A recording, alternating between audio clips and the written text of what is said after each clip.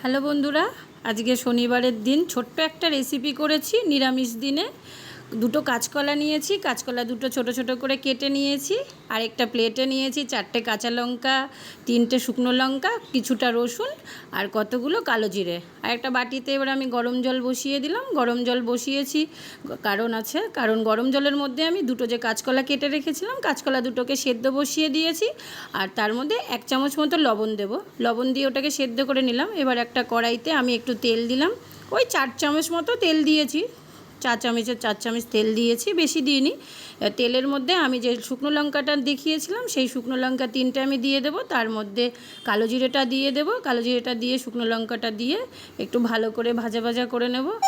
ভাজা ভাজা করে নিয়ে তার মধ্যে আমি রসুনগুলোও দিয়ে দেব। রসুনগুলো দিয়ে ওর মধ্যে আমি কাঁচা লঙ্কাটাও দিয়ে দেবো। কাঁচা লঙ্কাটা দিয়ে একটু ভাজতে হবে, কারণ আমি যে কাঁচকলাগুলো সেদ্ধ করেছিলাম সেইগুলো দিয়েই রেসিপিটা হবে। তো রসুনটা অনেকটাই বেশ ভাজা ভাজা করতে হবে, কাঁচা রাখবো না আমি।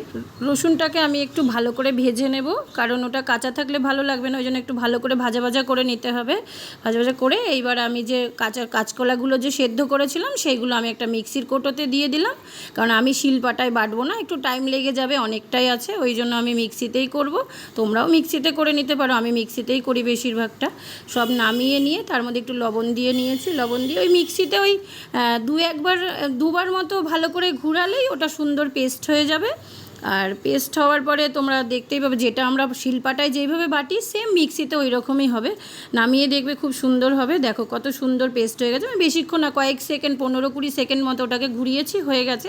আমি একটা প্লেটে নামিয়ে নিয়েছি, নামিয়ে দুটো কাঁচা লঙ্কা দিয়েছি। আর তার মধ্যে একটু যে কড়াইতে ভেজেছিলাম সেই তেলটাই ছিল, ওই ভাজা তেলটা একটু দিয়েছি। তোমাদের যদি এই রেসিপিটা ভালো লাগে ফলো করে দিও, লাইক করে দিও।